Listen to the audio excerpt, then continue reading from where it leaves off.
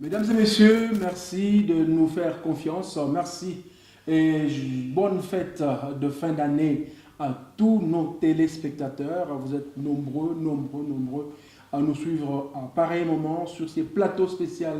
Nous allons aborder les sujets d'actualité. Merci à la grande équipe qui est derrière la réalisation. Et Bengo Moussafiri à l'assistanat, au cadrage et à la régie finale. Merci à Jonas Sabouni Badera qui réalise cette émission. Je suis Touvé Wundi devant ce plateau pour vous entretenir pendant 1 heure autour de l'actualité. Ce plateau spécial va tourner sur les questions brûlantes de l'heure. Par moment, première actualité, ce sont les activités de front qui se déroulent dans la partie est de la République démocratique du Congo. En deuxième position, nous parlerons de la tournée à l'intérieur de la province ou des provinces, à commencer par les provinces de la RDC au centre du chef de l'État. Nous allons peut-être finir cette émission par toucher les questions sensibles à la révision ou au changement de la Constitution. Pour cette analyse, nous recevons sur ce plateau spécial le professeur Dadi Saleh. Dadi, bienvenue. Merci. Et Dadi, peut-il se présenter? Qui est-il en fait? Oui, bonjour, c'est un plaisir. Je suis congolais et je suis enseignant et politique. C'est tout. Ouais, moi, je connais Dadi Saleh autrement. non, pour l'instant, c'est mieux politique, qu'on garde. Allons dans le domaine politique. Les deux domaines, c'est mieux. Alors, enseignant, professeur d'université. Tout à fait. Dans quelle spécificité pratiquement? Oh, j'ai plusieurs diplômes, mais je suis spécialiste en économie de développement, surtout des pays du tiers-monde. Et je défends ma 3e thèse d'ici peu en management entrepreneurial et incubateur des affaires. Mais pour l'instant, j'ai eu d'honoris causa en leadership, ok, et que les questions politiques m'intéressent au plus haut niveau. J'y travaille sérieusement. Travaille sérieusement, honoris causa en leadership dans la politique.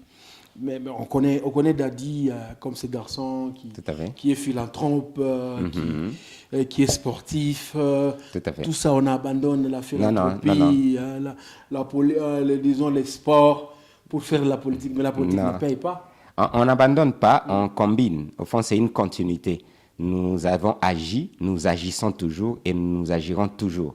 Dans le sport, génie en herbe, dans la culture, parce que sans une bonne culture, on ne peut pas avoir ni des bons politiciens, ni d'ailleurs de bons citoyens.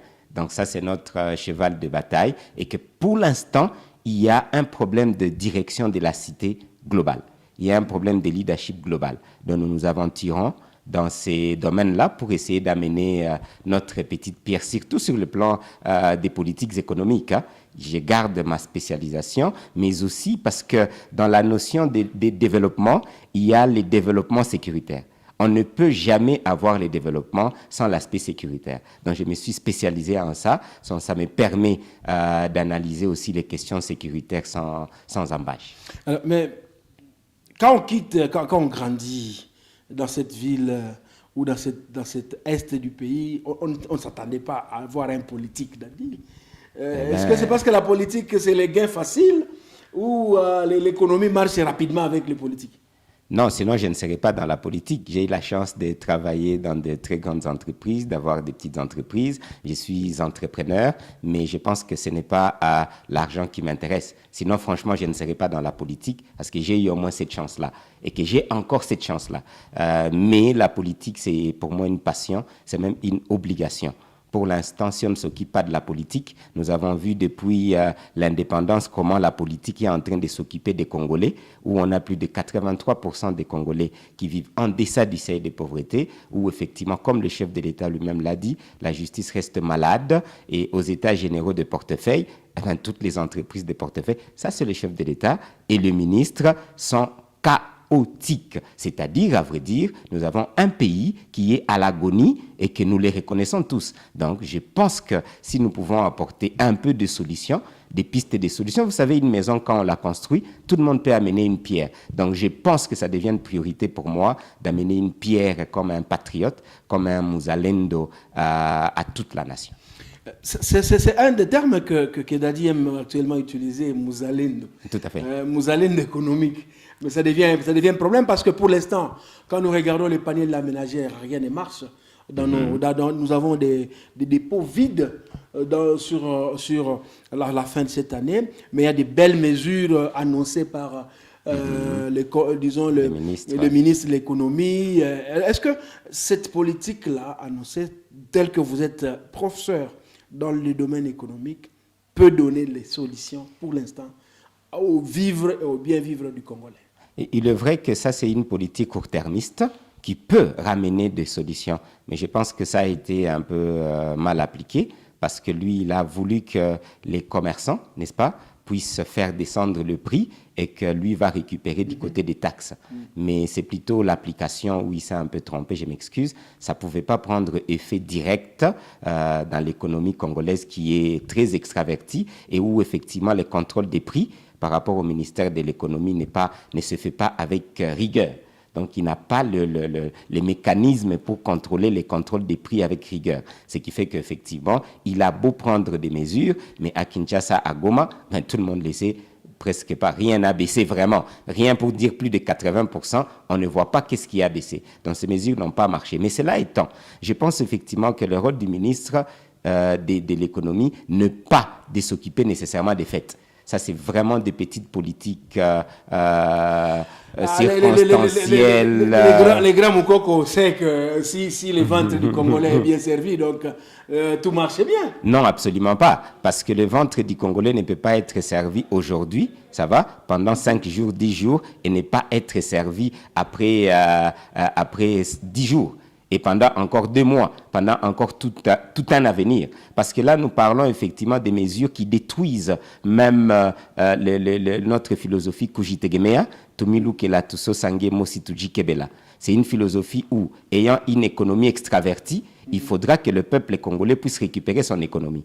Or, vous avez vu avec moi, partout dans des chaînes de télévision, que la grande partie des gens qui étaient avec les ministres, ce sont des étrangers. C'est eux qui dominent l'économie congolaise. On n'a presque pas de grandes entreprises congolaises. Mais les Congolais n'investissent pas chez lui, pratiquement. Ce n'est pas ça. Dans ces grandes entreprises. Non, absolument pas. Ce sont les conditions d'investissement, ça va, qui ne sont pas propices. Nous avons une mauvaise politique économique. Parce que pour l'instant, nous avons une économie libérale. C'est-à-dire avec la mondialisation. Or, le libéralisme, pour l'instant, ne peut pas marcher avec la République démocratique du Congo, tout simplement parce que nous ne détenons pas les avantages comparatifs. Exemple simple, on n'a aucune banque congolaise. Au fond, du côté déjà de nos finances, nous ne contrôlons pas nos finances. Parce que ce sont les étrangers qui contrôlent totalement toutes les banques de la République démocratique du Congo. Parce que la Tembe vient d'être joint venture avec la BIS. Tout, j'ai dit tout, c'est-à-dire on a 9%. BCDC, c'est des Nigérians, c'est des Kenyans, c'est des Américains, etc. C'est-à-dire tout simplement que nous ne détenons pas notre politique de crédit ni d'épargne en main.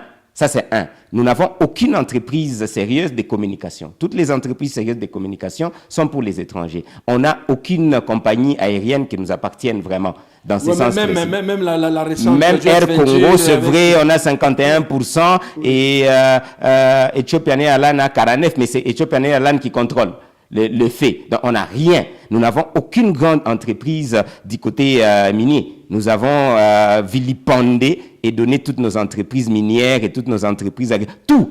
C'est-à-dire effectivement que quand le ministre prend une telle décision, il doit être avec les étrangers. Il est avec les étrangers. Or, étant avec les étrangers, c'est-à-dire que les étrangers importent. Ça va. C'est-à-dire que ça ne peut pas encourager la production locale. Donc, à Kaina, ça va, à Kanyamakase, c'est tout le produit à Kasongo, tout le produit que les Congolais devaient produire. Aujourd'hui, on parle de Kalambambouji. Ben oui. Qui va donner à l'Angola l'opportunité de... Malheureusement, c'est encore une mauvaise politique, je suis désolé. Je parle comme économiste d'abord. Merci Dadi, c'est aussi intéressant. Donc, rappelez-vous que nous recevons aujourd'hui Dadi Saleh comme brise-glace. Nous avons commencé par les questions économiques avec lui. Et alors, l'actualité, professeur Dadi Saleh, c'est les affrontements à l'est de la République démocratique du Congo, où après le raté de Luanda, le face-à-face ou l'entretien, ou mieux les dialogues entre le président Fachi et son homologue Paul Kagame a raté, ou l'échec de cette diplomatie angolaise. Le front a repris de belles manières. Vous êtes parmi ceux qui évaluent, qui vivent à Goma et qui vivent dans leur chair ces fronts. Oui. Quelle est votre analyse au regard des avancées qui montrent quand même que les FARDC et les Wazalendo reprennent petit à petit de la poêle de la bête en gagnant certains combats? Je pense que je n'ai jamais changé de position sur ce fait parce que je commence toujours par une réflexion stratégique, structurelle, avant de prendre une réflexion opérationnelle. Ce qui fait que c'est un conseil que je donne à beaucoup de gens. Ouais, ça va? Il faut le dire en termes clairs. Hein? C'est tout oui. Donc, nous, on parle sur ce plateau dans toutes les langues. Hakuna shida. Donc, il faut le dire clairement. Il n'y a pas de problème. Quand tu commences à donner des philosophies de professorat, ça ne marche pas. Non, on est clair. Oui. On l'a dit depuis très longtemps. Nous avons des Congolais qu'on appelle les Wazalendo, des gens qui aiment la nation, qui se battent matin, midi, soir. Ils n'ont jamais cessé de se battre. Nous avons nos FARDC, notre seule armée que nous avons en République démocratique du Congo, des vaillants. Malgré toutes les conditions, ils se battent comme les gens ne s'imaginent même pas. Mais cela étant, nous avons un problème de politique de défense. Parce que la politique de la défense, c'est plutôt au niveau du chef des armées, qui est le chef de l'État, avec effectivement le ministre de la Défense et le chef des armées. C'est là où est le vrai problème. Le problème n'est pas du côté de notre armée, ni des Wazalendo. C'est qu'il y a des choses qui ne marchent pas à ce niveau-là. Oui, bien sûr. Et le chef de l'État vient de remplacer les chefs d'état-major et beaucoup de chefs parce qu'il a bien vu ce que nous lui disons depuis très longtemps. Et que ça ne marche pas. C'est ce qu'on commence à gagner des combats. Je ne pense pas. Absolument pas. Je suis désolé. Mais ces victoires sur les fronts viennent d'où? Je peux vous garantir qu'il y a plus de 20 jours, nous avions encore eu des victoires. On avait récupéré plus de 5 villages. Je suis quelqu'un de terrain, comme vous l'avez dit. Je suis Mouzalendo. Donc, on a récupéré des villages et des villages, mais on n'a pas su les tenir. Je pense que du côté des Saké, pour tous ceux qui savent, ça va? Ben, pourquoi est-ce que les Rwandais et l'Ouganda et les néocolonialistes n'ont pas pu entrer dans Saké? C'est parce qu'on a eu des Wazalendo, de nos FARDC qui se sont battus, qui les ont repoussés de loin d'ailleurs. C'était des victoires, entre guillemets. Mais c'est la même chose qui est en train de se passer aujourd'hui. Mais quand nous n'avons pas une philosophie ou bien une approche structurelle de la guerre, ça va? On en a, mais franchement, moi, ça ne me plaît pas. Je suis libre. Nous allons avec toi, Dadi, suivre un peu parmi les prouesses du front. Il y a eu cette prise, en tout cas, comme je peux le dire comme ça, de certains otages et le ramassage de certaines armes de forces spéciales venant du Rwanda qui ont été présentées le jeudi 26 décembre 2024 à la presse, à la population. Nous sommes à Lubero. La commission de la communication de l'armée dans la partie nord que dirige le colonel Marc Azukai nous a fait cet élément. Regardez. Jeudi 26 décembre, le ciel peu clair en territoire de Lubero au Nord Kivu. En face de la presse, le lieutenant-colonel Mark Azukai pour présenter les résultats à mi-parcours des opérations militaires en cours dans le sud du territoire de Lubero sous le commandement du général-major Bruno Mandevou, commandant du secteur opérationnel Grand Nord sous Colin 1. Les opérations vont bon train.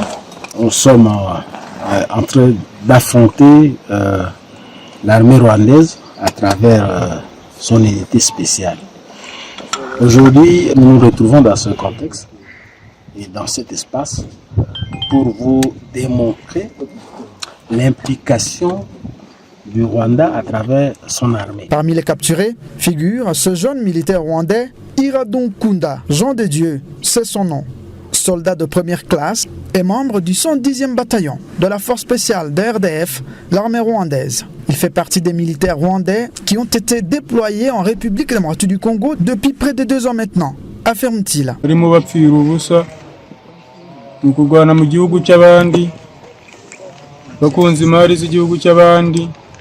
nta kintu barwanira hano muri Congo ni ukurwanira abayobozi b'u Rwanda gusa.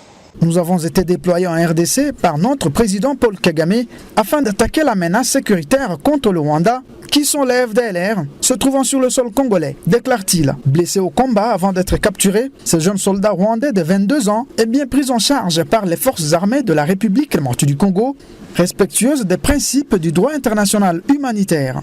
Il dit craindre pour sa vie s'il est rapatrié dans son pays, le Rwanda, et demande aux autres militaires rwandais de refuser d'être déployés en RDC pour se faire tuer, juste pour des intérêts expansionnistes et surtout économiques des dirigeants rwandais. Pendant ce temps, sur toutes les lignes de front, les FARDC maintiennent la pression sur l'ennemi. Les 11 encore sous occupation du M23 seront récupérés, rassure le porte-parole du secteur opérationnel sous Colin 1, Grand Nord.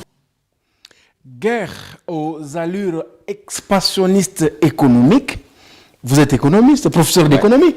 Ouais. Comment vous soutenez cette thèse aussi, comme l'armée? Je pense que j'aimerais prendre la question globalement. Parce que la thèse économique est certes majeure. On connaît qu'il y a des pillages de minerais et du sol. Donc là, c'est totalement la balkanisation qui est recherchée depuis très longtemps. Donc il n'y a pas que... Mais elle ne passera pas. La balkanisation ne passera pas. Faites attention, faisons attention. Ah non, mais elle ne passera pas. En tant que spécialiste, oui. J'ai développé une thèse où ça fait plus de 20 ans que nous étions dans une balkanisation indirecte. Tout est question des stratégies. Nous étions dans une balkanisation indirecte depuis 1998, où effectivement James Kabarebe dirigea, ça va, toute la République démocratique du Congo et notre armée, et qui n'avait pas fini. Ce qui fait que ces systèmes-là étaient restés au sommet de la République démocratique du Congo. Donc si la thèse de la balkanisation indirecte que je soutiens, ça va, quelqu'un peut la contredire. Moi, je soutiens, je l'ai inventé entre guillemets, la balkanisation indirecte. Et que si elle est là... Ben, c'est une réflexion ou une analyse ou une recherche que tu as pu faire. Oui, tout à fait. Et les éléments corroborent. Parce qu'effectivement, ce n'est pas le président Kabila, le père, qui va me contredire. Il avait très bien dit. L'Ouganda et les Rwandais déjà se prenaient comme s'ils contrôlaient des endroits et c'était de fait. Et exactement Kabila, ça va. Là, c'est maintenant Tshisekedi qui vient de les confirmer. Ok, où l'Ouganda se prenait comme quelqu'un qui devait exploiter sans qu'on lui pose des questions. Le président de la République l'a confirmé et que Kagame, c'était la même chose. Donc cette thèse de la balkanisation indirecte est prouvée. Le militaire qui a été arrêté des forces spéciales dit qu'ils sont venus défendre contre l'envahissement du Rwanda par les FDLR à partir du sol congolais, mais aussi pour raisons économiques, cette guerre est en train d'aller, mais heureusement que les prouesses de France sont en train de se faire. Les FARDC reprennent progressivement, comme je l'ai dit, le poil de la bête. Il faut bien comprendre la chose dans sa globalité. Nous avons un complot international. Le complot international est dominé et mené par les néocolonialistes et à la tête, nous avons, je peux les citer, les Américains, les Français. Parce que quand les Américains ont voulu que ça s'arrête, ça s'arrêtait. Les mots sont clairs. Ouais. Parmi nos plus grands ennemis pour l'instant, ce sont les Américains. Je suis à la télé et je m'assume. Ça va? Comment? Je m'assume, très bien. Comment sont-ils nos plus grands ennemis, vous allez bien comprendre que Sarkozy, un jour, l'avait déclaré officiellement. Ouais. Officiellement. Si on veut vivre en paix, il faut partager les ressources. Il faut partager, il faut que le Congo, c'est trop grand. Cette thèse-là existe, soutenue par les lobbying américains. D'où la présente guerre. D'où la présente guerre. Mais lorsque les M23 disent qu'ils sont en train de se battre pour réseau d'identité, pour retourner dans leur milieu, et qu'ils imposent un dialogue avec le gouvernement pour qu'on puisse remettre tous les réfugiés d'origine Tutsi dans leur terre, là vous dites non? N'importe quoi. Ce sont des petits problèmes où on a des réfugiés partout, même Nande. En Ouganda, on a des réfugiés kassaïens un peu partout, on a des réfugiés partout. Mais ils ne prennent pas je reste un nationaliste, ça va, et je ne traite pas cette question comme une petite question, comme certaines personnes veulent la réduire à une histoire tribalo-ethnique. Je ne suis pas du tout tribaliste. Et effectivement, la République démocratique du Congo tombe effectivement dans ces pièges-là. Pour moi, les 1-23, CNDP, RDC, ça n'existe pas dans le sens de fond. Ça va? Ce sont des choses qu'on brandit. Ça va? Pour, effectivement, parce que vous savez, quand un voleur vient voler, ce n'est pas évident qu'il puisse déclarer que je suis voleur, je viens voler. Non, ce n'est pas possible. Il faut être naïf pour croire à ça. Un voleur vient et il se donne un peu de bonnes ou mauvaises raisons, surtout quand il peut être attrapé, il se masque, n'est-ce pas? C'est ça un voleur. Il se masque. Et là, tu considères qu'on a comment tu as M23 ça, bah Moïse. Non. Aïko Batu, il y a M23. Bah Moïse ni bah américain. Européen, Dio. Maintenant, les complots d'abord au niveau international. J'assume mes propos, je l'ai dit aussi clair. Mais comment un complot au niveau international? Qui a tué Lumumba? Bon, ça c'est dans l'histoire. Qui a tué Maman? Mais effectivement, parce que... ça c'est dans l'histoire. Exactement. L'histoire, voir notre aîné Gachamba, ça va, avec l'histoire. L'histoire nous apprend. Les passés pour savoir bien vivre le présent et préparer effectivement, les complots n'ont jamais changé. Et les Belges avaient même dit qu'après l'indépendance, sera comme avant l'indépendance. Et nous, effectivement, étant un peu naïfs, étant ce que j'appelle une politique d'Autriche et une diplomatie naïve, nous ne voulons pas voir les choses comme elles sont. Pour l'instant, ce qui se passe sur les fronts, tu estimes que c'est du théâtre? Bien sûr que c'est du théâtre. Écoutez, ce qui se passe, c'est quoi? Nous avons effectivement les néocolonialistes qui contrôlent exactement tous les aspects miniers. C'est-à-dire que ce n'est pas les Rwandais. Je pense que vous le savez. Ce n'est pas l'Ouganda. Parce que le minerai passe... Le Rwanda et l'Ouganda sont des... Ce ne sont que des commissionnaires. Ça va? Ce ne sont que des commissionnaires qui gagnent dans l'affaire. OK? Donc, le vrai problème que nous avons, c'est d'abord au niveau international, ces complots internationaux, ou même les niveaux des Nations Unies, ils sont dedans. J'assume mes propos. Après cela, nous avons maintenant un complot au niveau régional, africain. C'est là où nous avons maintenant beaucoup de pays, les Rwandais, etc., l'Ouganda et tous ces pays-là. Et maintenant, là, je pense même l'Angola, on ne sait plus, ils sont dans quoi, Congo, Brazzaville, c'est complot régional. Ou comme la présidente de la République de la Tanzanie, ça va, avait dit, il fallait qu'eux aussi viennent récupérer quelque chose. Et c'est effectivement ce qu'a constaté aussi le président kenyan. Il fallait qu'ils viennent aussi récupérer quelque chose. Donc, tous ces gens-là, ça s'appelle complot au niveau régional où ils veulent se servir exactement quelque chose au Congo. Maintenant, nous avons un complot au niveau interne. Les complots internes, c'est avec les autorités morales. Des gens, effectivement, je vais encore vous les prouver. S'il vous plaît, nous sommes quand même à la RTNC. Oui. Ça va, je l'ai dit avec preuve. Ça va. On a beaucoup d'autorités morales, comme Lambert Mende l'a dit il n'y a pas longtemps. Ben oui, Lambert Mende l'a dit devant tout le monde. Toutes les fois qu'ils sont allés s'asseoir quelque part, ce n'étaient pas des Congolais qui décidaient. C'était des ambassadeurs et ils recevaient des injonctions. J'ai dit Lambert Mende, suivez les informations, papa. Tu les cites. Je les cite nommément parce qu'il a dit devant tout le monde. Et qu'effectivement, moi-même, j'ai mes propres informations, comme je l'avais dit depuis très longtemps, venant des sénateurs italiens, où exactement, presque 90% de nos leaders, même religieux, j'ai dit même religieux, 90% de nos leaders... Et là, on est en train de vouloir... Non, ah oui. Retournons, n'allons pas en dehors de la partie sur laquelle nous sommes en train... Nous y sommes. La guerre qui est en cours, oui. Le militaire rwandais qui est arrêté déclare avoir été envoyé sur le territoire congolais, non seulement pour essayer de protéger les questions sécuritaires, comme ils ont dit, C'est une défense avancée, mais aussi pour des questions de traitement économique. Alors vous, étant économiste, est-ce que si on arrivait, par exemple, à une solution comme celle qui a été proposée ici à Serena, de donner au Rwanda officiellement l'exploitation de la joint venture avec la RDC des minéraux Sakima ou quoi d'autre, ou même on peut prendre Copérama et les autres. Avec les avions aussi. Avec les avions. Est-ce que cela va pousser à ce que l'agression ou la guerre ne se répète plus? Non. Ça, c'était une méconnaissance, ça va, du dossier. Je pense que le président de la République, à ce moment-là, en collaboration avec ce qui est le précédé, ça va, il n'avait pas peut-être beaucoup de choix, mais c'était une erreur encore stratégique. C'est un peu méconnaître la réalité. Mais aujourd'hui, la solution à la Dadi, c'est quoi? La solution, sur ces plans-là, pour éviter que nous soyons toujours victimes de nos ressources? Simple, on fait comme la Chine. La première chose, c'est que nous devons récupérer notre économie en main. C'est ça même la philosophie Kujitegemea. Et je l'ai proposé à plusieurs reprises. On ne peut plus continuer en tant qu'économiste, on ne peut plus continuer avec le libéralisme dans ce type de capitalisme. J'ai proposé que nous puissions rentrer un peu au néo-mercantilisme. Mais le Congo n'a rien. Je le précise. Sur les plans de transformation, on n'a rien. Nous avons beaucoup de ressources dans le sol et le sous-sol. Nous avons des ressources intellectuelles, mais on n'a pas d'industrie. Je le répète, effectivement. Les industries, c'est parmi les choses les plus faciles parce que ça s'est construit. Je vous précise que la Chine n'a pas eu besoin de plus de 40 ans pour y arriver. La Chine, c'était un pays pauvre et colonisé par les Japon et les Anglais, etc. Alors, dans moins de 40 ans, ils sont devenus parmi les pays les plus industrialisés. Mais comment ta philosophie Kujitegemea là, dans 3 minutes?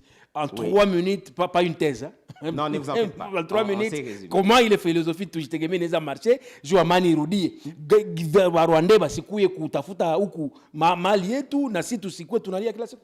Il y a Kwanza, effectivement, ça va. En tant qu'économie, je vous ai proposé un système industriel complet. Je sais que beaucoup de gens ne comprennent pas, mais ne nous demandent pas c'est quoi. Oui, un système industriel complet. Oui. C'est-à-dire, effectivement, que la main qui donne, elle est toujours au-dessus. Oui. Ce sont les finances qui dirigent même une guerre.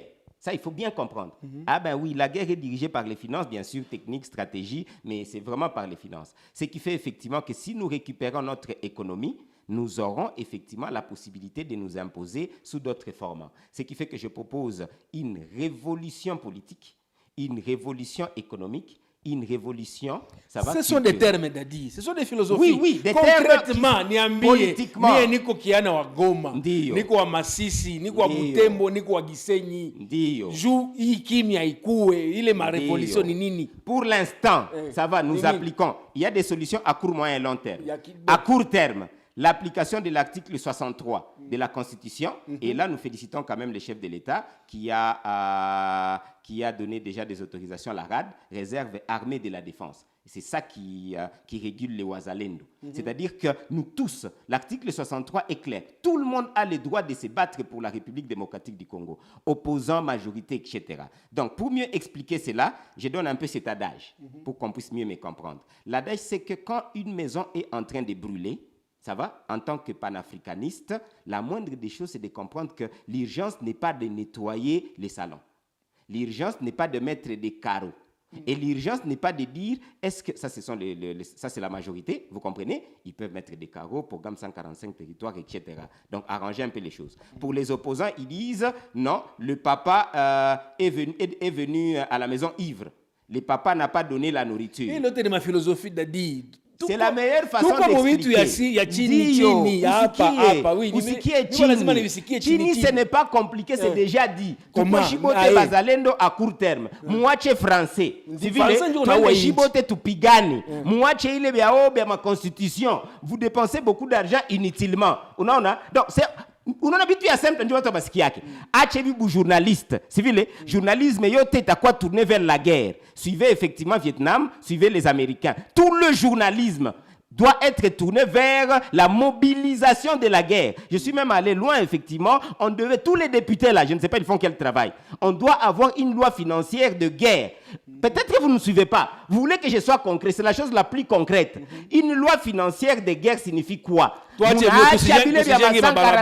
Écoutez, non, ce n'est pas ça.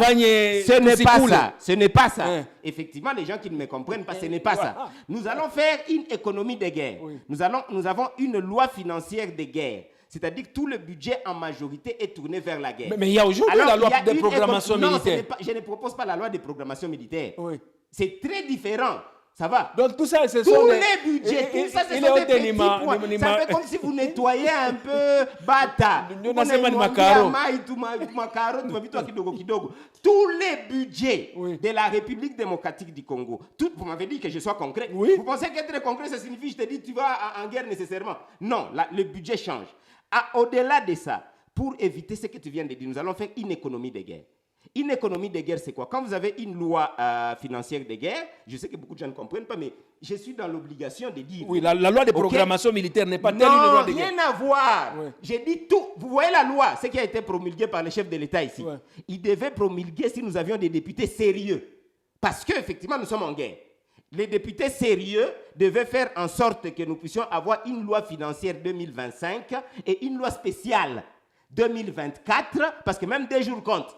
Ouais. Une loi spéciale 2024 pour la guerre uniquement. Ça va nous renvoyer où? Ça va nous renvoyer à l'économie de guerre. L'économie de guerre, c'est quoi? Nous allons manger, ne vous en faites pas. C'est-à-dire que toute la production, comme certains l'ont fait depuis très longtemps, toute la production va être tournée comment d'abord nos militaires vont manger. Comment est-ce que les Ouazalènes vont manger? Comment est-ce qu'ils vont s'habiller? C'est-à-dire nous aurons des businessmen, ça va, mais le gros du business, même 80%, c'est vers la guerre. Et on va s'enrichir. Les investissements de guerre, ça va. Oui. Mais il y a une chose, Dadi. Cet investissement de guerre ne peut pas marcher dans un pays où on est d'ailleurs on a été, il n'y a pas longtemps, sous embargo, et dans le cadre de matériel de guerre, et l'embargo est levé d'une manière partielle, mais nous continuons à nous battre pour que les choses avancent. Oui, parce que vous êtes les seuls avec une diplomatie naïve à continuer à penser et à suivre les histoires des Nations Unies. Si je vous dis déjà que les Nations Unies font partie des complots, d'une façon directe ou indirecte, alors vous êtes les seuls à ne pas comprendre que vous ne... Est-ce qu'Israël suit tous ces trucs-là? Mais ils sont en train de Est-ce que vous avez vu Israël suivre tout ce que vous êtes en train de raconter là? Notre propre naïveté, ça va, fait en sorte que vous vous posez de mauvaises questions pour essayer d'avoir de bonnes questions. On n'a pas à suivre cela. J'ai dit investissement de guerre. Je vous donne un exemple concret pour que le peuple puisse me suivre. Oui. Ça va. Là, les Ouazalènes, là où je vous parle, il n'y a pas de budget. On dit on attend l'année prochaine. Je parle des sources. C'est dans la programmation 2025. Effectivement, en attendant, on est en guerre. Est-ce que vous trouvez ça logique? Mais on gagne des combats. Non, c'est ce que je vous ai dit. On est en train de gagner des combats. Non, on ne gagne pas les combats. Nous félicitons les Ouazalènes, nous félicitons nos FARDC. Oui. Ça va, on a pu repousser un peu. Mais c'est un combat. Écoutez, les combats pour la guerre est encore là. Attendez. La guerre je vais vous donner les statistiques. Oui. Les combats pour l'instant, ça va. Oui. Le Rwanda a récupéré Bunagana depuis plus de 3 ans. Ça va, 2 ans et demi. A récupéré Ruchuru, a récupéré Walikale, a récupéré les Lubero. Et qu'en haut là-bas, du côté de Bakatanga, nous avons des territoires non contrôlés. Et à côté de Kinshasa, avec les Mobondo, on a des territoires non contrôlés. Ça, c'est ça l'image que vous devez retenir. Mais sur 2,345 000 km², non, vous savez quoi? Dès que ça va arriver à Kinshasa, comme qui dirait... Oui. Je voudrais peut-être avoir votre point de vue. Monsieur qui a dit, c'est à 2000 km. Voilà des irresponsables. Exactement. Oui. Des irresponsables qui ne comprennent pas que l'armée doit défendre chaque mètre carré de la République démocratique du Congo. On n'a pas dit doit défendre Goma ou bien doit défendre Kinshasa. Il faut lire la Constitution. C'est pas possible. Il ne faut pas suivre ces gens d'irresponsables. Donc, les contrôles de chaque mètre carré et de la responsabilité du président de la République. Tant que nous avons 1 mètre carré... Revenons sur la terre. Aujourd'hui, l'armée de la RDC est en train de faire ce qu'elle est en train de faire sur le terrain. Oui, nous étions menés 10-0. Et maintenant là, nous avons 1 sur 10. Alors, vous voulez féliciter, on s'arrête par là. Donc 1 sur 10. C'est déjà positif. Je n'ai pas dit que c'est négatif, mais j'ai dit effectivement qu'il faut bien comprendre que Et à ce moment-là, ces efforts qui sont fournis par l'armée, vous étant qu'intellectuels, parce que ce sont les intellectuels qui ont tué ce pays, qui continuent à tuer ce pays, ces efforts-là devront-ils être vus comme des fins bénins ou devront être capitalisés? Je ne réfléchis pas de la sorte. Je vous ai suivi, vous m'avez suivi très bien, j'ai félicité les Ouazalènes. J'ai félicité nos FARDC, parce que nous n'avons que le FARDC comme armée. Mais exactement, quand un étudiant, un élève à 20%, ça va.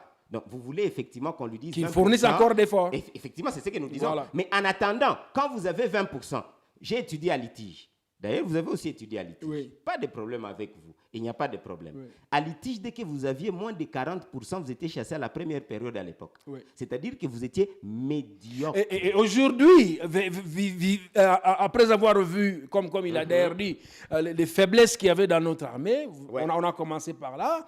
Le chef de l'État vient de réformer, dotant l'armée des nouveaux dirigeants, des nouveaux commandants, avec une nouvelle tâche, parce qu'il a dit à Mujima, et peut-être nous allons y revenir, que j'ai pour mission de reconquérir toutes les zones qui ont été... Il a toujours dit. Il a dit. Il n'a jamais dit l'inverse. Il On continue n'a à plus le dire. besoin, je n'ai pas besoin. Et le peuple congolais n'a pas besoin de discours, ni des paroles de qui Mais que les ce soit. faits sont sur le terrain. Les faits sont ceci. Les faits sont, nous étions menés 10-0. Là, nous venons de mettre 1. C'est-à-dire, nous sommes... c'est déjà bien. Et effectivement, j'ai dit c'est bien, mais c'est insuffisant. Tu es médiocre, tu devais dégager. Je vous ai parlé des litiges. Donc, vous voulez qu'on encourage les médiocres? On dit félicitations.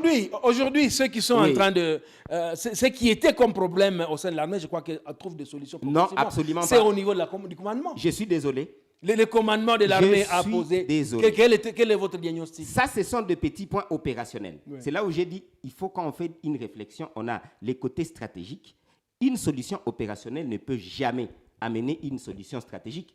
Le manque de moyens n'a rien à voir avec ce qu'on est en train de faire là. Je crois Ça que va? l'armée a quand même des moyens actuellement. Malheureusement, je suis en train de vous informer, parce qu'il faut quand même qu'on s'informe, que sur le terrain, nous n'avons pas assez de moyens. Les Ouazalais nous dorment parfois sans manger et n'ont pas assez d'armes. Je vous le confirme à 100%. Pas à 50%. On sait qu'ils n'ont pas tous les moyens, mais ils ont les moyens. Et pourtant, Hein, maintenant, faisons un peu une sorte d'analogie. Oui. Et pourtant, ne comprenant pas un peu ce que nous sommes en train de dire, là, le ministre des Finances est allé continuer à inaugurer les stades Arena. Et il a dit qu'il y a plus de 50 millions de dollars immédiatement là. Ça va? C'est là où je vous dis, en management, quand on ne comprend pas la priorisation des tâches, on ne comprend pas la priorisation des tâches. Le président de la République, si vous voulez que je vous dise quoi que ce soit, ça va? Oui. Félicitations, Excellence, Monsieur le Président, parce que tu as changé de chef d'état-major, tu as changé... Comprenant etc. le problème. Merci beaucoup. Oui. Mais jusqu'à preuve du contraire, nous n'avons pas une loi financière de guerre. Nous n'avons pas Parce que vous voulez que le chef de l'État puisse inventer l'argent venant d'où? Non, la loi de programmation ne militaire. dépasse pas 2 milliards de dollars. Oui. Si vous ne le savez pas, je vous l'informe encore une fois. Sur combien de milliards pour le budget sur 18 national? milliards. Le budget national est de 18 milliards. Si on prend Non, seulement... faites attention, la loi, pas le budget de la défense, Oui. qui s'est accru de plus ou moins 18 à 20%, si je ne me trompe pas. Mais c'est ce que je vous dis. C'est un peu comme si on vous tabasse 10-0, vous gagnez maintenant 1, et vous vous dites, je suis champion. Non, félicitations, mais nous devions mettre, parce que ça fait plus de 30 ans que nous connaissons l'ennemi, nous devions mettre toute la batterie en marche. Okay. Ça va? C'est ce que je suis en train de... Je félicite, s'il vous plaît, je suis clair. Excellence, Monsieur le Président, il a signé la RAD. Oui. Ça, c'est parmi les plus grandes réussites. Réserve armée de la défense. Tu es réserviste, je peux l'être quand on va la commander. Mais maintenant, il ne suffit pas de signer. La RAD n'a pas de moyens jusque-là. Alors, nous attendons quand? Mais l'année prochaine, encore une fois, n'allons pas de coq à l'âne. Je crois que dans nos prochains plateaux spéciaux, nous allons parler de cette loi-là, de la RAD. Parce que je l'ai lu, je la connais presque tout le temps. Il faut convoquer la réserve. La réserve n'a pas encore été convoquée. Jusqu'aujourd'hui, on a nommé un coordonnateur de la réserve. Oui. La réserve est en train de se mettre sur pied. Mais on ne l'a pas encore convoqué. C'est ce que j'ai dit. Il faut convoquer les réservistes. Chacun est réserviste là où il peut aider le pays. Je rappelle. Ce n'est pas les Ouazalendo ou les Ouazalendo qui constituent la réserve. Nous avons l'article 60. Nous avons la Constitution ici. Nous pouvons la lire. Je peux lire la Constitution. Vous allez me dire là où on a dit qu'on doit convoquer quoi que ce soit. L'article 63, il n'y a pas à convoquer qui que ce soit. L'article 63 de la Constitution est très clair.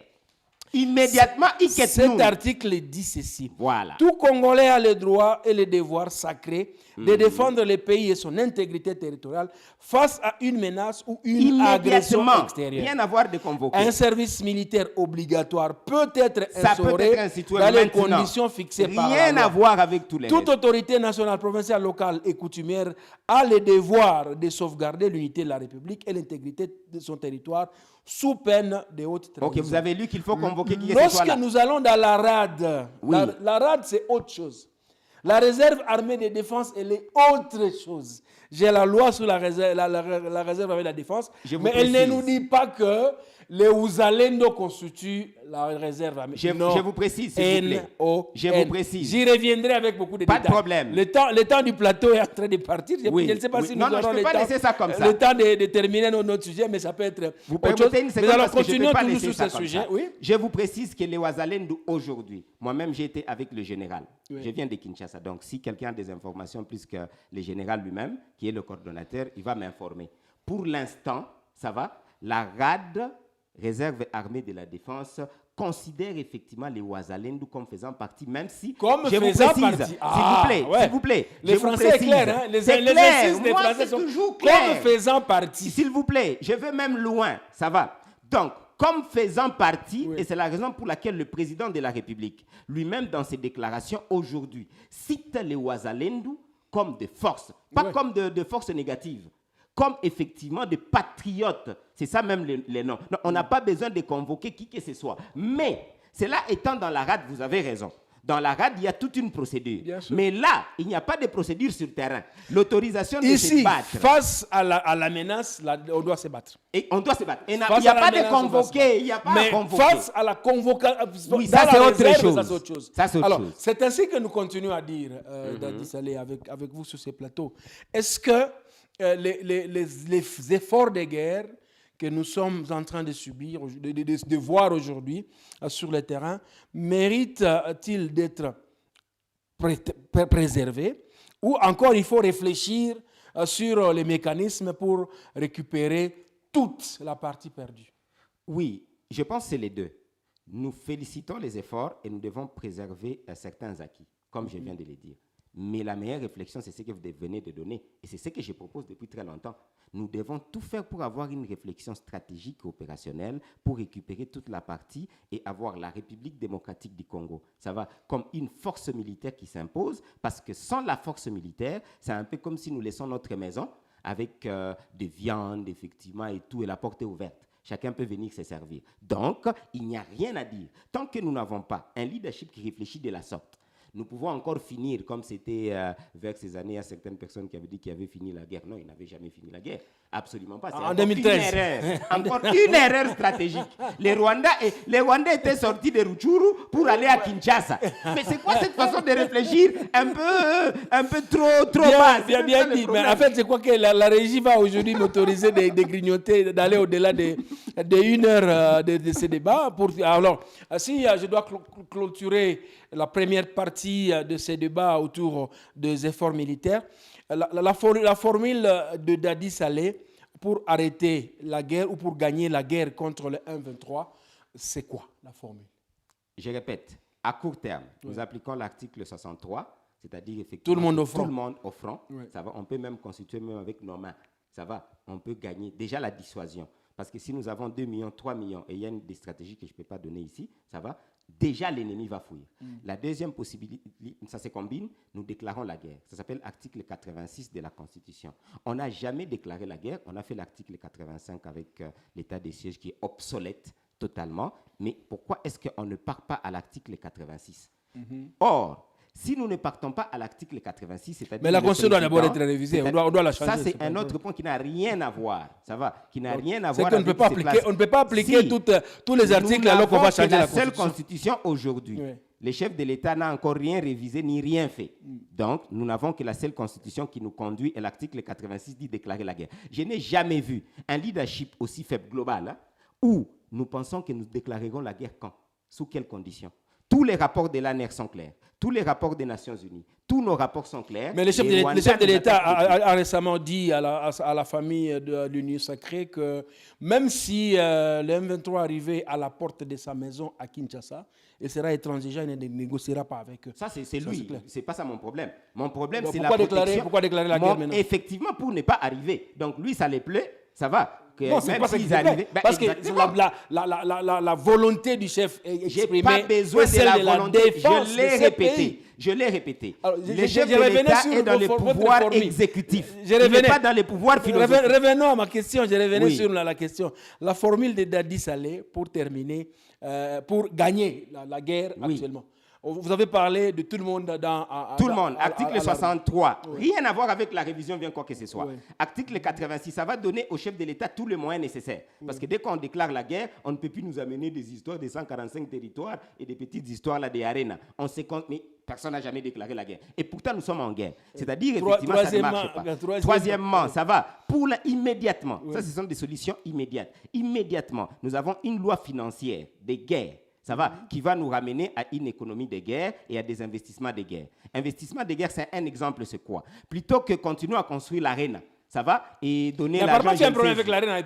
J'ai un problème parce que c'est un exemple clair. Qu'est-ce que l'arène vient faire pour que nous puissions gagner avec la guerre? l'arène, pourtant, c'est le développement du pays qui est sportif. Non, il ne faut pas confondre les choses. Bon, oui, ok. Alors, on évolue quatrièmement. Oui. Ça, c'était à court terme. Oui. Et ça peut se faire dans moins de 24 heures. Oui. J'ai dit, et ça transforme toute la guerre. Oui. C'est-à-dire quoi? Le président de la République convoque, ça va, il réquisitionne même tous les opposants. Il en a les droits. Les gens ne se connaissent pas la loi, franchement. Les gens sont en train de blaguer. Un chef de l'État. Le chef de l'État convoque tous ces Fayou Lula, tous ces Moïse Katumbi, tous ces Kabila, etc. Ouais. Vous êtes réquisitionnés pour venir trouver des solutions pour la République démocratique du Congo. Nous nous battons. Un point est trait. Et celui qui refuse, on le met en prison. Rien à voir avec vos petites histoires de démocratie. De quel droit de l'homme? Vous cherchez quel droit de l'homme? C'est autorisé par la réquisition. La dernière proposition. Il y en a beaucoup. Ça va. Dernière. Après ça, comme on l'a dit, effectivement, nous avons le changement de l'économie. Parce qu'il faut avoir le moyen pour faire cette guerre-là, naturellement. C'est à ce moment-là que j'ai dit, on fait maintenant les systèmes industriels complets. Là, à court, moyen et long terme, on va y aller progressivement. On ne peut plus laisser les étrangers contrôler totalement notre économie. Parce qu'en contrôlant notre économie, ils nous contrôlent. On n'a même pas les moyens pour faire la guerre à cause d'eux. Parce que tout le bénéfice, tout ce qu'il y a comme marge bénéficiaire part à l'étranger, ne reste pas ici. J'espère que vous serez parmi les experts de la RDC qui sont entendus en janvier, peut-être ou en février prochain, pour réfléchir sur les contours de la Constitution. C'est loin d'être une urgence. S'il faut appeler des experts pour que nous nous battons... Tu n'es pas preneur. Moi, ma priorité, la j'ai dit, une maison qui est en train de brûler, je ne vois pas pourquoi est-ce qu'on peut même se donner les leaks de voir comment est-ce qu'il faut arranger la toiture et il faut arranger des carreaux, même si c'est possible. Merci Dadi. C'est pas ça l'urgence, s'il vous plaît. Je rappelle que sur ce plateau spécial, aujourd'hui, nous allons vraiment, nous irons en dehors de notre timing parce que l'actualité l'oblige.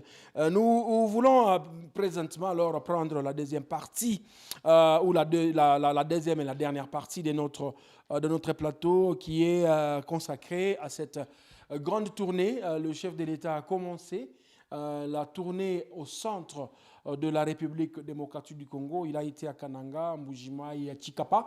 Et nous retournons à l'étape de Mbujimaï où, arrivé le 26 décembre dernier, le chef de l'État a été accueilli dans son fief comme il se devait par cette population qui lui a donné l'occasion d'être des élus avec 93% de voix lors de la dernière campagne électorale. Alors, suivons ce reportage fait par la presse présidentielle.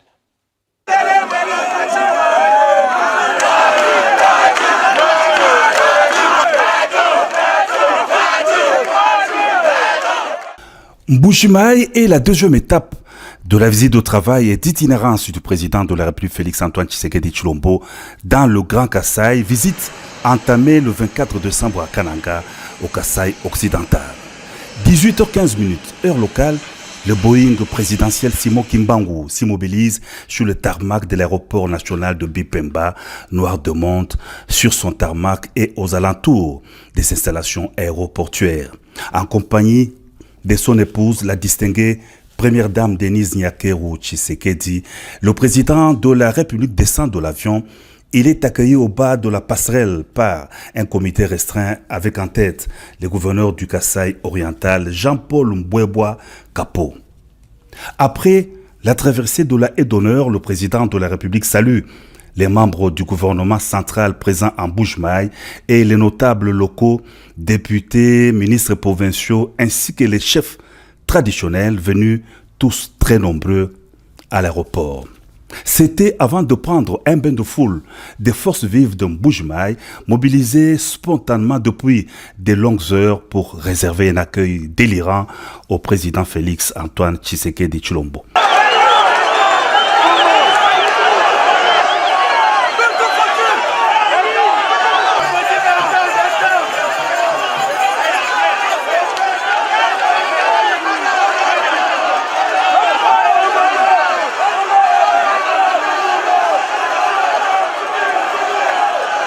Ambiance festive également à la place Bonzola, lieu du meeting pris d'assaut par des centaines de milliers d'habitants de la commune de la Kanchi et d'autres municipalités de Mbuji-Mayi, impatients d'écouter le message du président de la République.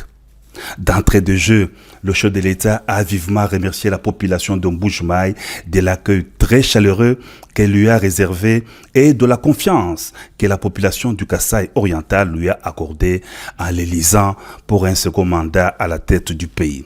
Je vous ai promis de revenir après mon élection pour réitérer mes engagements pris lors de la campagne électorale, a dit le président de la République. Ces engagements se résument dans les 6 piliers de l'action du chef de l'État durant son quinquennat en cours. Il s'agit de l'emploi de jeunes qui sera résolu par la création d'emplois.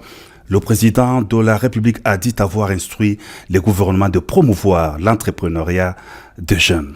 Les deuxième piliers concernent la sécurité. Le président de la République a réitéré sa détermination dans la recherche de voies et moyens de restaurer la paix dans l'est du pays grâce à la montée en puissance des forces armées de la RDC face à l'agresseur, le Rwanda, qui pille les ressources de la RDC et dont le président a brillé par son absence à la rencontre de Luanda en Angola. Le président de la République a mis par ailleurs l'accent sur l'agriculture, priorité des priorités, qui permettra à la RDC d'exporter ses produits agricoles pour diversifier l'économie du pays et combattre la hausse des prix des produits importés. La RDC pourra ainsi compter non seulement sur ses minéraux, mais aussi sur son agriculture pour assurer la sécurité alimentaire. Concernant les minéraux, le chef de l'État a annoncé une enveloppe de 50 millions de dollars américains pour le redressement de la minière de Bakwanga. Le président de la République a aussi parlé de l'accès aux services de base. Il a épinglé la gratuité de l'enseignement de base qui va aussi s'étendre au niveau du secondaire, la construction de l'université moderne de Mbuji-Mayi et la gratuité de la maternité. Le chef de l'État a conclu par l'administration. Il a évoqué son important programme de 145 territoires qui va redresser le pays à partir de la base en construisant déjà des bureaux de l'administration, des écoles, des centres de santé. Invité par la masse à évoquer les sujets de la révision ou le changement de la Constitution, le président de la République a dit « C'est au peuple souverain primaire de décider. La parole du peuple est celle des dieux », a renchéri le chef de l'État.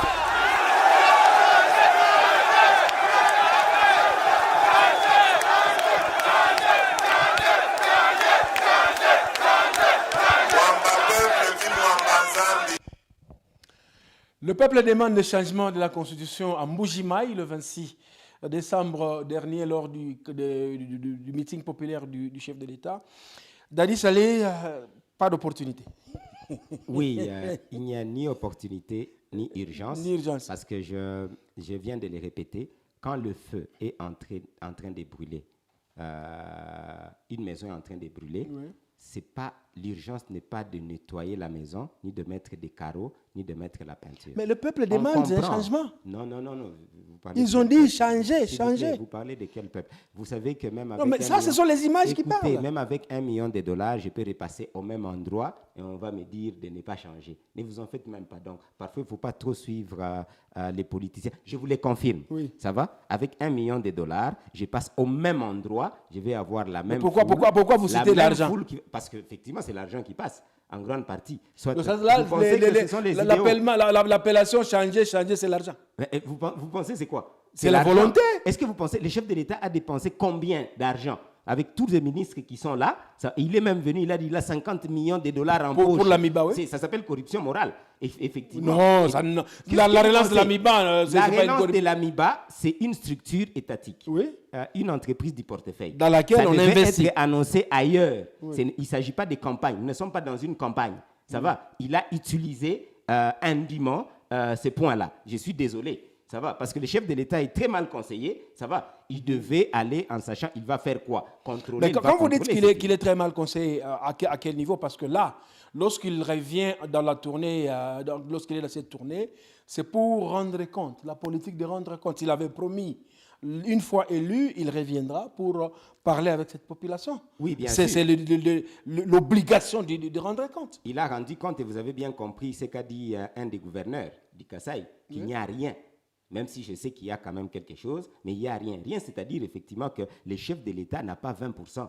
Et là-bas, il va rendre compte quoi? Tout le monde sait. Dans les actions, mais il a dit, le chef de l'État a dit à Kananga. Si nous avons quand nous étions à Kananga, Dadi, le chef de l'État a dit que bon, je comprends comment vous pouvez dire que j'ai 5 ans en fait de mandat et que vous m'avez renouvelé, mais je n'ai fait qu'une année, vous commencez à vous fatiguer de moi. Il vient de faire 6 ans. Il a dit, j'ai encore 4 ans devant moi. Et il faut bien dans dire, les 4 ans, il a encore des choses à faire. Écoutez, nous sommes tout à fait d'accord et nous souhaitons, ça va, que le chef de l'État puisse réussir si c'est pour l'intérêt du peuple congolais. Mais c'est pour l'intérêt du peuple congolais. Je suis en train de répéter, le chef de l'État est dans le pouvoir exécutif. Parfois, les gens oublient. Oui. Le chef de l'État n'est pas dans le pouvoir législatif ou dans le pouvoir philosophique. Parce que nous avons un régime, selon la Constitution, un régime semi-présidentiel. Mais c'est lui le garant. Oui. Dans ces régimes-là, c'est lui le garant. Et s'il sent que le Premier ministre avec son gouvernement ne font pas ce qu'il lui veut qui puisse être fait, parce qu'il est d'accord qu'il y ait des détournements, ça va, entre guillemets, et des commissions sont en train d'être mises en place, mais il devait déjà changer tout ça. Mais Nicolas Kazadi a bien mobilisé pour le chef de l'État Mboujima. Malheureusement, c'est parmi les gens accusés de vraiment vol d'une façon ouverte. Donc quand vous vous entourez encore avec des gens qui ont volé d'une façon ou d'une autre la République démocratique du Congo, selon les informations. Le régime de la République démocratique du Congo, reconnu dans la Constitution,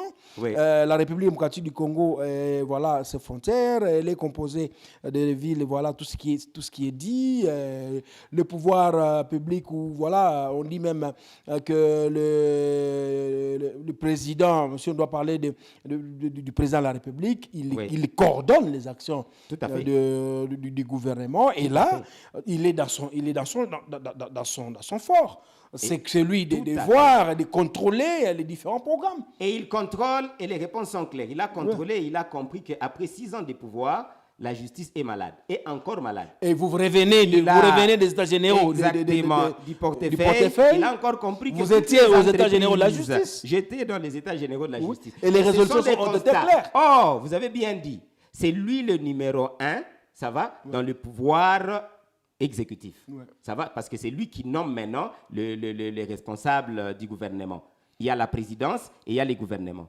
La première ministre est responsable seulement du gouvernement. Mais les vrais responsables du pouvoir exécutif, c'est le président de la République. C'est-à-dire, effectivement... L'article 69 de la Constitution nous dit que le président de la République est le chef de l'État, il représente la nation et il est le symbole de l'unité nationale. Il veille au respect de la Constitution. Il assure par son arbitrage le fonctionnement régulier des pouvoirs publics et des institutions, ainsi que la continuité de l'État. Il est le garant de l'indépendance nationale, de l'intégrité du territoire et la souveraineté nationale. Tout à fait. Je pense, et il a constaté que la justice est malade. À l'article 70, le président de la République, ça parle des Je connais ces articles. Mais alors, aujourd'hui, est-ce qu'il n'est pas dans son rôle, celui d'aller dans les territoires, dans les provinces, pour contrôler l'action du gouvernement? Nous avons demandé au chef de l'État, plutôt qu'aller contrôler l'action du gouvernement, ça va, qui lui-même l'a dit, est catastrophique déjà, parce que si les portefeuilles... Écoutez, soyons logiques. Dans l'état de la nation, il a démontré que les choses sont en train d'aller. Soyons logiques. Si les portefeuilles, lui-même l'a dit, sont chaotiques, et que les portefeuilles, ce sont les plus grandes entreprises de l'État congolais. Et donc, alors, comment est-ce que vous pouvez dire que ça marche? Et qu'effectivement, les gouverneurs, ça va, a dit l'OVD n'existe presque pas, n'a pas de moyens, et c'est quoi encore notre entreprise, disons, l'office des routes. L'office des routes n'existe presque. Ce n'est pas moi, Dadi Saleh, s'il vous plaît. Le chef de l'État a des rhétoriques. Il sait parler français, et nous sommes tout à fait d'accord. Mais je suis d'accord avec le chef de l'État par rapport à une chose. Il accepte que même l'économie est malade. Tout est malade. Il y a des efforts fournis, je suis tout à fait d'accord. Je prends encore de même logique, les efforts sont fournis. Mais le chef de l'État a déjà chassé combien de ministres? Il a déjà chassé combien de premiers ministres? Ça va, le contrôle, les ministres sont contrôlés, investis par le Parlement. Et d'ailleurs, il y a des contrôles parlementaires qui sont remis au cours de la session de mars prochain, où un ministre sera chassé certainement. Celui des infrastructures. Permets-moi. Par motion présidentielle. Vous savez, c'est lui qui aime son chef. Hein. C'est celui-là qui lui dit la vérité. Ce n'est pas celui-là qui les cajole avec des mensonges. Excellence, Monsieur le Président. Erreur monumentale que vous avez faite, ça va, c'est que vous êtes entouré des gens totalement de 1+4. Les gens de Kabila, ça va, et tous ces gens-là. C'est lui qui va me dire l'inverse, viens me voir. Ça va. L'Union sacrée est composée par qui? Seul Kabouya n'était pas dans les FCC. Mais il est entouré encore avec ces gens-là. Tous les députés, tous les ministres dont vous me parlez viennent d'où? Ne viennent pas de ces autorités morales. Mais ils ont changé d'idéologie. Ils n'ont rien changé comme idéologie parce que preuve à la preuve. Non, aujourd'hui, ils sont dans l'Union sacrée, ils ne sont plus dans les FCC. Non, ils ont juste échangé des vareuses avec la même formation idéologique. Ça, c'est sûr. Et heureusement, l'UDPS le dit. Hein.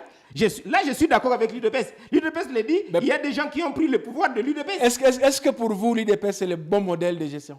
Mais comment est-ce que l'UDPS, s'il vous plaît? Parce que l'UDPS est opposant au pouvoir. Bien sûr, par la logique que je viens de vous donner, l'UDPS n'est pas vraiment au pouvoir. Mais c'est lui qui est au pouvoir. Permettez-moi de vous les citer. Oui. Ceux qui sont au pouvoir. Non, j'ai dit ceci, Dadis. Nous allons terminer tout à l'heure. Nous allons terminer ce plateau tout à l'heure. Oui. L'UDPS s'oppose à sa gouvernance lui-même. Est-ce que l'UDPS est le modèle? Parce que celui qui est au pouvoir, c'est Bati Lukwebo. Il s'appelle AFDC. Oui. Celui qui est au pouvoir, c'est l'UNC. Il ne s'appelle pas l'UDPS. Ceux qui sont au pouvoir, c'est Mbosso. Il n'est pas de l'UDPS. Ça va? Ce sont ces ministres-là qui sont au pouvoir. Donc, l'UDPS n'a pas 100% tort, malgré le fait que... L'UDPS a la primature, l'UDPS a la défense, ils n'ont pas grand-chose. Je viens de vous répéter. En termes de nombre aujourd'hui, le ministère des Affaires étrangères, c'est l'UDPS. Aujourd'hui, les ministères, n'en parlons pas. Mais je pense que ça, c'est un autre débat. Nous sommes dans la tournée du chef. Oui. Il est en train de contrôler ce qu'il a demandé d'être fait. Est-ce que ça va apporter un changement dans les 4 prochaines années? Nous avions demandé au chef de l'État depuis très longtemps, plutôt que faire des tournées en Europe, etc. Il le fait au pays. Il devait le faire au pays. Donc, nous ne pouvons encourager que cela. Mais le problème, c'est effectivement l'objet. L'objet, par exemple, pour moi, des tournées du chef de l'État devaient être concentrées pour avoir des investisseurs congolais, plutôt que venir contrôler les marchés où ce sont des investisseurs étrangers, ça va, qui sont en train d'exécuter. Erreur monumentale. Il devait aller chercher avec son gouvernement tous les investisseurs congolais. Deuxièmement, il devait effectivement se dire, je viens, pour par exemple sensibiliser, comme nous sommes en guerre, tout le monde puisse entrer dans la rade. OK? Voilà le message du chef de l'État qui devait être dans cette tournée. Je n'ai pas entendu parler de ça. Nous sommes dans des, excusez-moi le mot, dans des choses qui ne nous amènent presque nulle part. Alors il devait sensibiliser en Bujimaï, oui, que tous les enfants de Bujimaï, que tous les enfants de Kananga deviennent des Ouazalendo. Et ils les sont. Où ça? Il y en a un peu. Est-ce que vous avez entendu les discours du chef de l'État? Une vraie sensibilisation, mobilisation. Parce qu'en attendant, apparemment, beaucoup de moyens sont sur les changements de la Constitution, plutôt que sur la rade. Alors, Dadi Saleh, merci. Nous allons terminer ce plateau spécial à ce terme-là. Le temps nous faisant un défaut, nous allons avoir certainement votre conclusion sur ces débats, sur ces chapitres. C'est la coutume ici à la radio-télévision nationale congolaise à travers le plateau spécial. En quelques mots, en conclusion, la tournée, vous avez dit, elle doit avoir une sensibilisation, mobilisation pour que les gens adhèrent à la défense de la patrie. Vous avez dit la tournée devra également donner l'opportunité aux investisseurs congolais pour qu'ils puissent donner davantage de leurs moyens pour investir au pays et ne pas donner une économie extravertie. Et enfin, on peut comprendre par... Oui, ma conclusion pour l'instant, je demande effectivement que nous puissions avoir un leadership de l'unité. Le leadership de l'unité avec notre philosophie Kujitegemea, Tomilu Kelatuso Sangemo Situji Kebela, avec cet adage que je suis en train de donner, la maison en train de brûler. S'il vous plaît, Moïse Katumbi, tout le monde, Kabila, pourquoi est-ce qu'on se concentre à ce qui est inutile? L'utile ici, c'est de défendre la nation à tout prix, comme un seul homme. Unissons-nous et venons défendre la nation. Un point est très. Les restes, ce n'est que un peu, comme j'ai dit, management, ça va, la priorisation des tâches, ça va. Ce sont des tâches secondaires. Mais là, nous avons même les églises qui se concentrent à l'inutile. Je suis désolé. Donc, mon appel ici, c'est un appel de l'unité. Est-ce qu'on peut, en fin de compte, avoir un leadership des Congolais capables de comprendre quelle est l'urgence? Il n'y a pas deux urgences ici. La seule grande urgence, c'est de gagner les Rwandais, c'est de gagner les néocolonialistes et de récupérer notre pays. Les autres tâches, on sera en train de le faire progressivement. C'est ce qui s'appelle éteindre le feu. C'est un appel solennel, mais bon, je sais qu'à plus de 80%, je crois qu'il est ces passé. autorités morales ne vont rien comprendre. Je crois qu'il est passé, mesdames et messieurs, c'est par cet appel solennel de Dadi Saleh à cette unité pour que nous puissions tous ensemble compter sur nous-mêmes, que nous clôturons ces plateaux spéciaux. Merci aux héros de l'ombre, Ebengo Moussafiri et Jonas Sabouni Badera. Il sera encore un plaisir la semaine prochaine de nous retrouver ensemble pour d'autres idées, car ce plateau spécial, comme vous le savez, donne l'occasion à l'opérateur ou à l'acteur invité de partager ses idées forces avec vous sur la chaîne Au milieu du village, la radio-télévision nationale congolaise. Avec plaisir, très prochainement, au revoir.